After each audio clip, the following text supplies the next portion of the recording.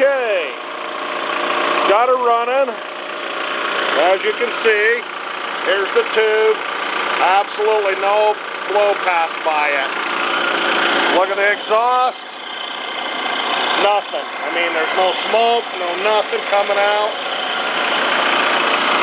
I mean, I don't even have air. It's not even venting. Just a little bit. So now I just got to let it idle and warm up and seat, and everything should be good on it. Just wanted to share that with you. So there's your lesson.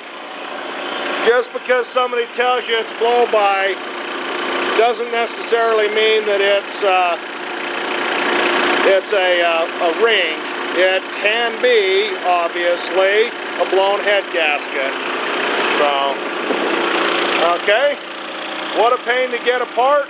What a pain to put back together. Saved me $3,500. So, you can do it. It's a pain, but it's worth it.